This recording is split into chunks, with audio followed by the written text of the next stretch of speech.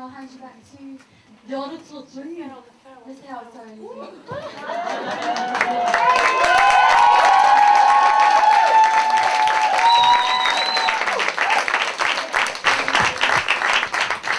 Can we have a bit of light? Oh, hello. More light?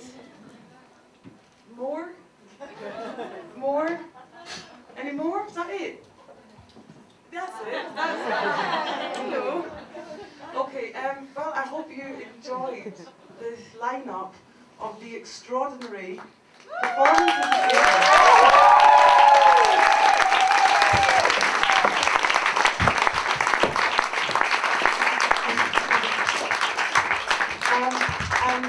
Yeah, and I'd like to take this opportunity to just to thank each of those performers, because I hope they provided an array of the wonderful and artistic and aesthetic work that's going on at the moment.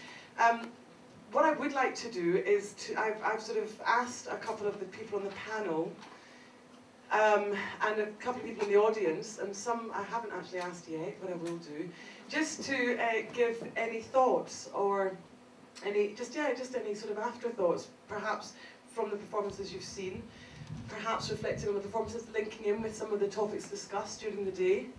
Would anybody like to say anything at all at the moment? I know we've just had a whole evening, and it's sort of like, perhaps Lisa, would you like to say anything, Lisa Fire, about anything? I'm going to give you the microphone to talk into, because then I can pretend I'm a TV host. Well, first of all, I'd like to confess that no, I don't know. I'm slightly at a loss now because the cell asked me to talk earlier, and I agreed because I like the sound of my own voice. And now I don't really know what to say without sounding totally sycophantic, and because I think what we've just seen tonight has kind of given me a new faith in the words.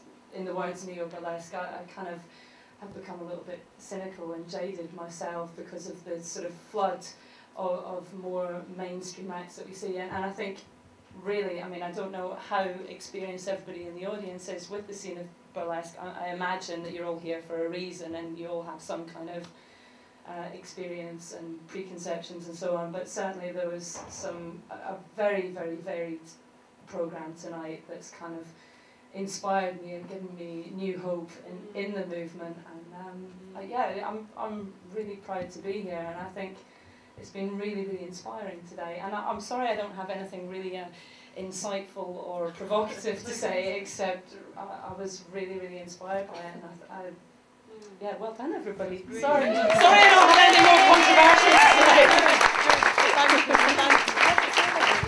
Thank you. Lisa Fire is also a very well known performer herself. More than that. Yeah, I think it's very difficult after a night like this to jump back into critique and provocation and et cetera, because I think we're all just high now. But I think I have, and I think from the response, I think there's lots and lots and lots to think about from the whole day, and I think the evening was incredibly well curated, so thank you for that. Really amazing. And I think, yes, I don't know that I've ever seen a broader neo-burlesque show than this, ever, nor a more political one. So that's really impressive to me. Have I not been to one? And I think the only thing I can tie into it to earlier today is actually what you said, Lisa, when you were worried that you weren't neo-burlesque, please. You are absolutely neo-burlesque. But I mean, I mean you, but I don't mean particularly you. I mean, look at the array of what we see as burlesque, and I think there's, yes.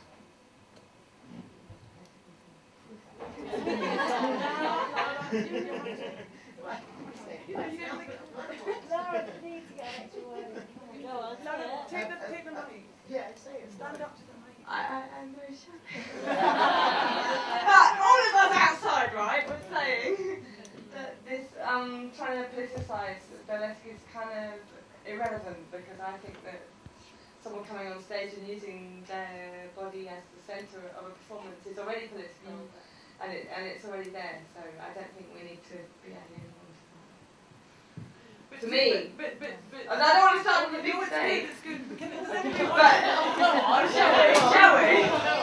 Well, then, but it goes back to a lot of people saying, well, actually, we've needed a form like this for a while. That's what I keep hearing. No, it's good. We actually do need to have a critical discussion, because there are some difficult. There is some difficult work going on in terms of quality of work. I mean, I find that difficult, and also in terms of intention as well is difficult. So that is why I think this platform actually is quite important, and I hope that. I don't like the idea of having this being put on as that we have to be political to be worthy. Because if you understand the history of what showgirl and what women performing dances, it's always been political. Good, great, It's yes. always been the only way in which women can express themselves. Great, yes, absolutely. So I think it's unnecessary to then say that we have to, you know. I don't know if it's about There's political. a campaign Is it not about against the political status to be worthy? But no because I one's think saying have No. to. We're just saying that it is a possible platform to Of course. express political. and it's Nobody has said there. that it has to be political to be worthwhile. Okay. Or it has to be political. You're saying it is political. It already is, in my opinion. And all this is doing is give it some credit. That it, Yeah. that's it. Give it a platform. Thank you, Lara. Can I ask you please let's say anything in response? No, okay, I'm not putting you on the spot. Sorry, no, I think it's apologies. I think it's about the way you use your gaze, it's about the way you use your body, it's the way you exhibit your skills, and you can use narrative, you can use just dance, it's the way you use your body, the way you speak. I think that's the context of it. Thank you. Would anybody else like to say anything? I'm just looking for any of the others panel, people on the panel. Okay, this young person here. I'm actually researching the technical aspects of drag and burlesque, and this is actually the first event I've been to of Neo Burlesque titled event, and I must say that I have a vast experience of drag and in varying forms of drag, and I don't think adding politics into a performance is necessary, which is what you were saying over there, and I don't think that taking it out of a performance is necessary. I think it's a great platform. Can't wait to write my dissertation on this. It's going to be a very interesting piece for my professors to read. So yeah, I'd just like to say it's been very eye-opening for someone that's not kind of, as it were, in the, I hate the word, but scene. Thank you. So, yeah. Thank you. We're going to hear from three more people, and then we'll also give you a chance to have a sort of informal chat. This is like Trisha, isn't it? It's like Trisha, yeah. On her way For me, what was interesting was that as somebody working in the industry, that I have to come to a theatrical environment to see something so radical and political, and that for me poses questions that working in a mainstream environment, that it doesn't work commercially, putting on a show as we've seen tonight. I perform commercially all the time, yes. We all do. We all work. No, I'm not saying you don't. I'm just saying that for me, what tonight was fantastic because as a performer, I've not seen such a radical show. I say you don't get out enough. Sorry. I wasn't criticising it, but merely saying that it was just interesting that does location force context in the situation that we are in. No, it's all planned. It's all planned. Please don't mob me on the way out. Give it that mic. Whoever disagrees with me, I'm taking it off them. Your turn, Michelle. I don't want to talk about politics at all. I just wanted to know how much pain was on the stage. And I don't mean pain, agony. I just mean kind of melancholy, uneasy pleasures for us, the audience, and I think what this has shown, and we didn't talk about it in the debate, but I think Bizel's provocation brought it up, is the uneasy pleasures of neo-burlesque. So one minute you're sort of feeling joyful, and the next moment you're feeling kind of, well, traumatized, not traumatized, but you're feeling kind of the agony of identification with someone's, albeit performed, suffering. And I think that's the small p political kind of, and entertain. I mean, it's entertainment and it's political, so you can take it how you want, but it's there. It's definitely there, and it's worth mentioning, I think. Thank you for doing that. Final word from across the water. Well, what I have to say is that in New York we have shows like this all the time, and this was a wonderful show, and I'm really, really inspired that this is now here. But I think what we can do now is that we know that this is here, and we can create shows all over the world like this. You know what I mean? We know that we have these different performers, and we can produce shows and put it together more often. And I think, you know, that's what we have. I think we have that.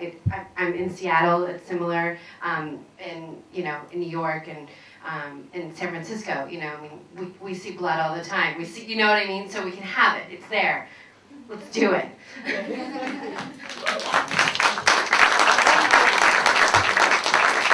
And it's new here.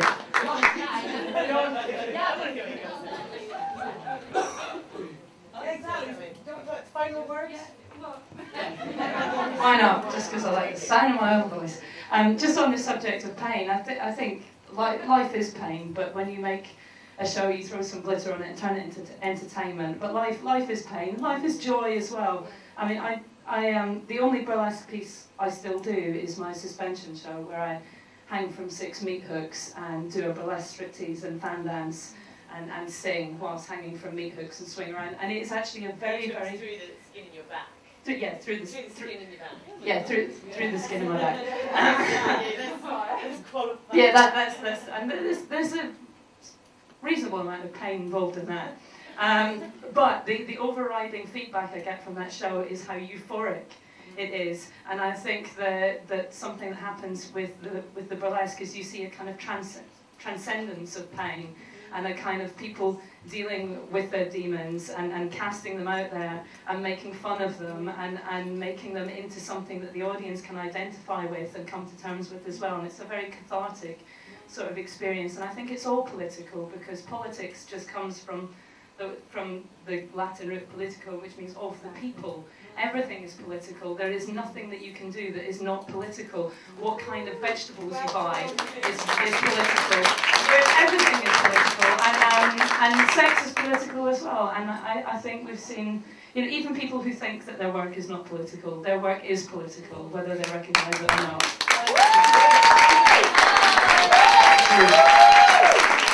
Okay. Thank you. I think on that wonderful note, I'm going to close the evening and just to say a few thank yous, actually. I want to firstly thank you all for coming. There are some forms. I hate forms, but I think there's some forms. But if you don't want to fill out the forms, what we might do is send us an email and ask for your thoughts that you can always email back sometime, which would be really useful. Because we are heavily documenting this. We are writing, critiquing it. We do want it to continue, perhaps. I want to say thank you to the production team, who at the beginning Sophie was saying they're actually second-year theatre, BA theatre practice students, specialising in lighting, design, technical management, and they turned the studio into a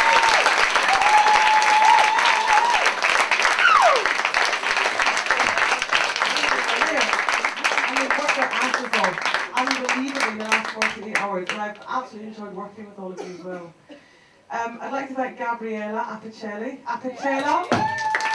over here, who wonderfully administrated the project. Thank you, it's fantastic. And lots of other people as well. But thank you for coming. We do have to vacate the building in about 10 minutes. Yes, there is. Yes, we did. Okay, the bar is. Okay, so Finchley Road. You know where Finchley Road is? No. follow the troupe, and you just walk up Finchley Road. There's a late night bar, and on the left, in a big centre, there's a late night bar. What's it called? Where the spoon? Where the spoon? It's political! You just walk up, and it's in a big centre, and it's open till how late? We don't know. Is it in the O2 Centre? It's the O2 Centre. That's the one. That's the one. But thank you. But if you'd like to stay and chat a little longer, thank you.